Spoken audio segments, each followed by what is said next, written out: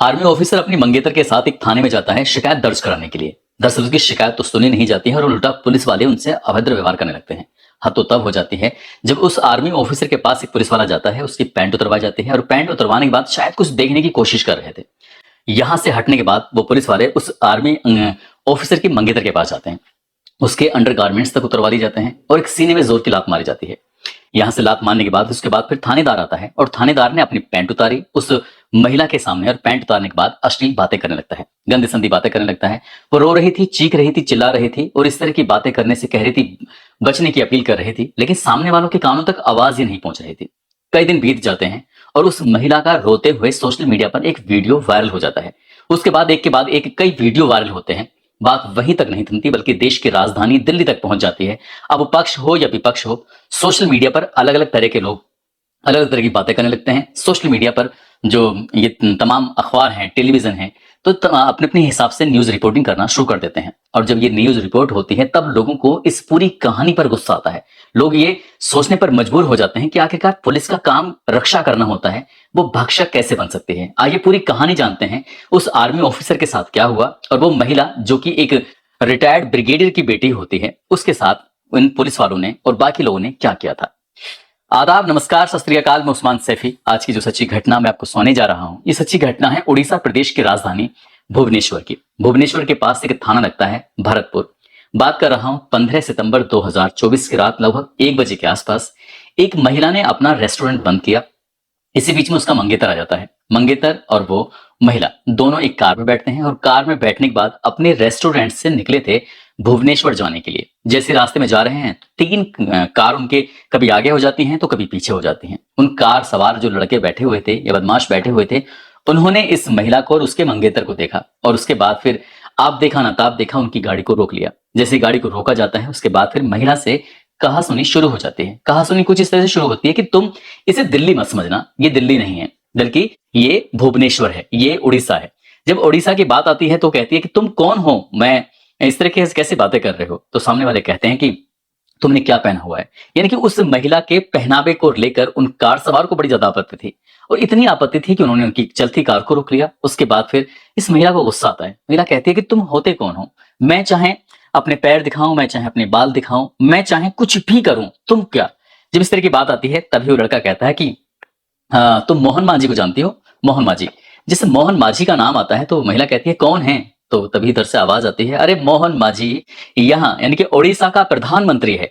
जैसे प्रधानमंत्री की बात आती है, हालांकि उड़ीसा भारत का ही एक राज्य है और उस राज्य के मुख्यमंत्री मोहन मांझी जरूर हो सकते हैं, लेकिन ये प्रधानमंत्री की जो बात आती है वो महिला और वो जो उसके साथ व्यक्ति उसका मंगेतर होता है वो यहाँ से अलग जाने लगते हैं, इनसे दूर जाने लगते हैं, क्योंकि उनका मकसद था कि वो राह चलते लोगों से भिड़ना नहीं चाहते थे ताकि कोई बात ज्यादा खराब ना हो जाए। वैसे भी रात के 1 बजे के आसपास का वक्त हो रहा था। वो अपनी कार के पास जाते हैं और जैसे वो व्यक्ति अपने मंगेतर को लेकर अलग जा रहा है तब इस भीड़ में से कुछ लोग जाते हैं और उस महिला के साथ और उसके मंगेतर के साथ अवैध व्यवहार करने लगते हैं। हद तो तब हो जाती है जब हाथापाई तक की नौबत आती है, लेकिन वो दोनों किसी तरकीब से वहां से अपनी गाड़ी में बैठते हैं और गाड़ी में बैठने के बाद भाग जाते हैं। भागने के बाद अपनी गाड़ी में बैठे हुए थे दोनों आपस में सलाह मशवरा करते हैं कि आज जो भी कुछ हुआ है वो अच्छा नहीं हुआ है, गलत हुआ है, इसलिए ऐसा ना हो कि वो हमारा पीछा करें, फिर दोबारा से आए, फिर दोबारा से बदतमीजी करना शुरू कर दें। इसलिए हमें नजदीकी पुलिस स्टेशन जाना चाहिए और जो भी हमारे साथ हुआ है इस पूरी बात को बताना चाहिए। कहीं ऐसा ना हो कि ये किसी और के साथ भी ऐसा ही करें या फिर से हमारा पीछा करके कहीं हमारे साथ ऐसा ना करें। दोनों यानी कि दोनों जो लड़का है और लड़की है आपस में तय कर लेते हैं और नजदीकी पुलिस स्टेशन लगता है भरतपुर। वहां लगभग रात के 2 बजे के आसपास 15 सितंबर 2024 की रात 2 बजे के आसपास जब उसमें पहुंचते हैं तो रिसेप्शन पर एक लेडी कांस्टेबल जिसने कि अपनी नाइटी पहनी हुई है, नाइटी वो जो महिलाएं रात को अपने कपड़े पहन के सो जाती हैं, उस लिबास में बैठी हुई थी।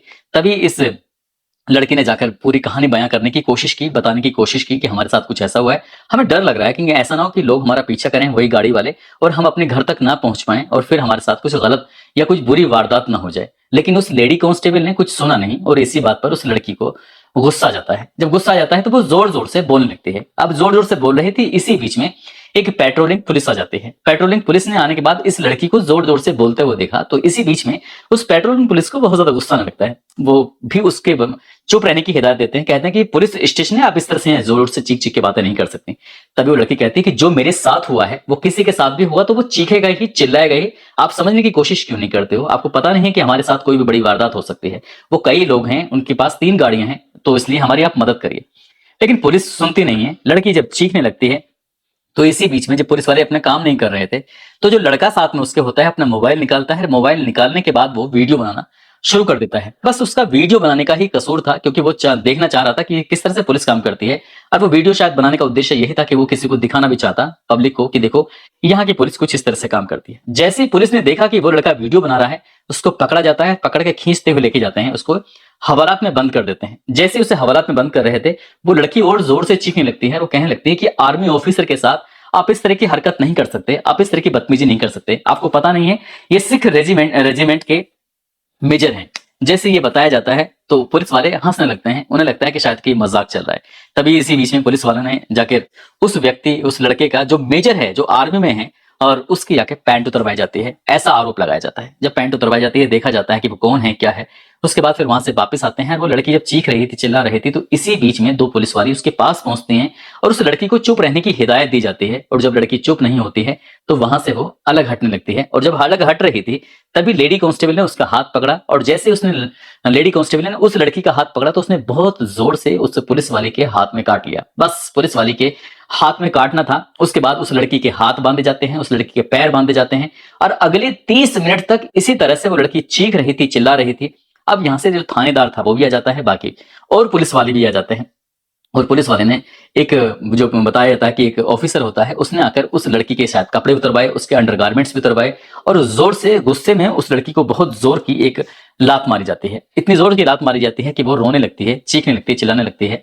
इसी बीच में थानेदार आता है। थानेदार अपनी पैंट उतार देता है, और पैंट उतारने के बाद उसके सामने कुछ ऐसी गंदी भद्दी भद्दी बातें कर रहा था, ऐसी अश्लील बातें कर रहा था, जो शायद बातें नहीं करनी चाहिए थी। आधे घंटे से ज्यादा तक ये सब चलता रहता है। तब जाकर वो लड़की शांत होती है। उसके बाद फिर यहां से एफआईआर दर्ज करा दी जाती है। पुलिस वाले जो एफआईआर दर्ज कर देते हैं, और एफआईआर दर्ज जब हो जाती है, तो उसके बाद इन पर आरोप कुछ इस तरह से लगाया जाता है कि पुलिस स्टेशन में आते हैं, हंगामा करते हैं, पुलिस वालों के साथ मारपीट करते हैं, और इसलिए इन्हें गिरफ्तार कर लिया जाता है। यहां से गिरफ्तार हो जाते हैं। उसके बाद फिर मामला ये अपनी कोर्ट में अपील करते हैं, हाई कोर्ट में, ताकि जमानत हो जाए। लेकिन अभी तक कोई नहीं जानता था कि ये मामला इतना बड़ा हो चुका है। क्या मामला था, कहां से कहानी चलकर आती है, कहां पहुंच जाती है। ये हाई कोर्ट में अपील करते हैं और जमानत याचिका इनकी मंजूर कर ली जाती है। अब जमानत हो जाती है। उसके बाद रात में वीडियो बनाई गई थी, तो 19 सितंबर 2024 को वो बनी हुई वीडियो सोशल मीडिया पर ट्रेंड करने लगती है, वायरल होने लगती है। अब हर कोई ये जानना चाहता था कि आखिरकार पूरा माजरा क्या है। तब उसके बाद फिर ये पता चलता है कि ये तो आर्मी ऑफिसर था, मेजर है सचमुच। और जब आर्मी ऑफिसर के साथ इस तरह से होता है, उनके मंगेतर के साथ कुछ इस तरह से होता है, वो रात में रेस्टोरेंट बंद करके घर जा रहे थे, और उन लड़कों ने उनके साथ इस तरह की अवैध व्यवहार करना शुरू किया। तब ये लड़की टेलीविजन के माइकों के सामने पहुंचती है, और वहां जाने के बाद अपनी पूरी कहानी बयां करती है। बताती है कि जो उसके पिता हैं वो रिटायर्ड ब्रिगेडियर हैं, और उसका वो मंगेतर था, और हम तो चुपचाप जा रहे थे। फिर उसने पूरी कहानी जो मैंने अभी आपको बताई थी, उसने विस्तार से जब उसको बताया है, तो लोगों को सुनने के बाद उनके रोंगटे खड़े हो जाते हैं कि आखिरकार पुलिस ने ये करा क्या, ऐसा क्यों किया। फिर मीडिया इस मामले को लगातार प्रकाशित कर रहा था। टीवी पे चल रही थी, सोशल मीडिया पर आ रही थी, प्रिंट मीडिया भी प्रकाशित करने लगता है। और सब लोग इसे जानना चाहते थे कि आखिरकार माजरा क्या है। ओडिशा में उसकी राजधानी भुवनेश्वर के पास थाना भरतपुर में इस तरह की बड़ी वारदात हो जाती है, और पुलिस की आंखें तक नहीं खुलती, बल्कि पुलिस बजाय मदद करने की उनके साथ उल्टा ये सब करने लगती है। अब जब ये मामला हाईलाइट होता है, जो राष्ट्रीय महिला आयोग होता है, सरकार दबाव में आती है, विपक्ष सोशल मीडिया पर तमाम तरह की प्रतिक्रियाएं देने लगता है, एक्स पर ये मामला ट्रेंडिंग करने लगता है। उसके बाद फिर सरकार में दबाव पड़ता है, और दबाव पड़ने के बाद एफआईआर दर्ज की जाती है। पता चलता है कि 5 पुलिस वाले इसमें प्रथम दृष्टया दोषी पाए जाते हैं। उन्हें सस्पेंड कर दिया जाता है, उनके खिलाफ क्राइम ब्रांच के माध्यम से जांच बैठाई जाती है। 5 पुलिस वालों में इंस्पेक्टर कृष्ण मिश्रा होते हैं, सब इंस्पेक्टर वेस्लिना पांडा होते हैं, और एएसआई सल्ली लयानी साहू, और एएसआई सागरिका रथा, कांस्टेबल बलराम हांडा। ये 5 लोगों को प्रथम दृष्टया उनको दोषी मानते हुए उनको सस्पेंड कर दिया जाता है। इसके बाद ये पता करने की कोशिश की जाती है कि आखिरकार वो कौन थे जिन्होंने शुरुआत में इस लड़की के साथ और उसके मंगेतर जो आर्मी ऑफिसर होता है उसके साथ ये हरकतें की थी। पुलिस ने अपनी जांच बैठाई, उसके बाद पता करने की कोशिश की, क्योंकि वो उनके चेहरे भी, उनके वीडियो भी सोशल मीडिया पर वायरल होने लगते हैं। उनकी कार का नंबर ले लिया गया था। उसके बाद उन्हें पकड़ा जाता है तो पता चलता है कि वो इंजीनियरिंग कॉलेज के छात्र होते हैं, और इंजीनियरिंग कॉलेज के छात्रों को राह चलती एक लड़की और उसके मंगेतर से इतनी दिक्कत होती है, गाड़ी रोककर उनके साथ अवैध व्यवहार करने लगते हैं। पुलिस ने उनमें से 7 लोगों को गिरफ्तार कर लिया। 7 स्टूडेंट ही होते हैं वो।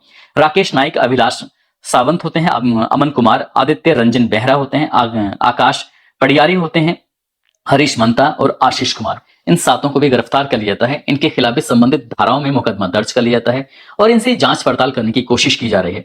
अब उधर आर्मी का ऑफिसर है, यानी कि मेजर साहब होते हैं। मेजर साहब की बात जब आर्मी तक पहुंचती है तो आर्मी को भी गुस्सा आता है। आर्मी ने भी साफ साफ चेतावनी दे दी थी कि यदि इस मामले में उचित कार्रवाई नहीं हुई तो आर्मी अपनी तरफ से एक्शन लेगी। अब आर्मी को तो खैर आप जानते हैं कि आर्मी तो कितनी ताकतवर है, पावरफुल है। यदि आर्मी अपनी सिप आ जाए तो फिर पुलिस उसके सामने करेगी क्या। अब इसमें कौन दोषी है, कौन दोषी नहीं है, इस मामले की जांच पड़ताल की जा रही है। लेकिन इस कहानी को जैसे हमने जाना है, जैसे हमने समझने की कोशिश की, रिसर्च करने के माध्यम से पता चलता है कि लड़का लड़की जा रहे हैं, लड़के उनको रोक लेते हैं, उनको उनका पहनावा पसंद नहीं आता है, उनकी बातचीत करने का ढंग पसंद नहीं आता है। कहते हैं कि ये दिल्ली नहीं बल्कि उड़ीसा है और ये यहाँ के प्रधानमंत्री मोहन मांझी हैं। तो जाहिर सी बात है कि उनके दिमाग में कुछ इस तरह की गर्मियां चल रही थी। वो कौन थे, क्यों इस तरह की हरकत कर रहे हैं। काश पुलिस के पास वो पहुंचे हुए थे तो पुलिस ने अपनी जिम्मेदारी समझी होती, उनको घर पहुंचा देते और इनको भरोसा दिलाते कि जिन्होंने भी आपके साथ इस तरह की गंदी हरकत की है हम उन्हें किसी भी कीमत पर बख्शेंगे नहीं। तो शायद लड़की को इतने चीखने, इतने चिल्लाने की जरूरत नहीं पड़ती और आधे घंटे तक उस लड़की को इतना सहन नहीं करना पड़ता। तब वो 10 घंटे तक उस आर्मी ऑफिसर को बंधक बना के रखा जाता है, कस्टडी में डाल दिया जाता है। शायद उसको भी इतनी देर तक रहना नहीं पड़ता, क्योंकि कहावत है, कहा जाता है कि जाके पैर ना फटी भी बाई, भूखे जाने पीर पर आई। इनके साथ गलत हुआ था इसलिए उनको गुस्सा था और वो गुस्से में इसलिए बातें कर रहे थे। दोस्तों, इस पूरे घटनाक्रम को सुनाने का उद्देश्य किसी को परेशान करना नहीं है, किसी का दिल दुखाना नहीं है, बल्कि आपको जागरूक करना है, आपको सचेत करना है, आपको बताना है, जताना है कि जिसको जो जिम्मेदारी मिली है, पुलिस को रक्षा करने की जिम्मेदारी ये मिली है, तो कम से कम उसको अपनी रक्षा अपनी नहीं बल्कि दूसरे लोगों की रक्षा करनी चाहिए। इस तरह से किसी के साथ व्यवहार नहीं करना चाहिए। राह चलते लोगों की भी कोई जिम्मेदारी नहीं बनती है, किसने क्या पहना है, किसने नहीं क्या नहीं पहना है। आप भी अपने काम से काम रखते तो शायद इतनी बड़ी बात नहीं होती। दोस्तों, आप सब लोग अपना ख्याल रखें, सुरक्षित रहें। जय हिंद, जय भारत।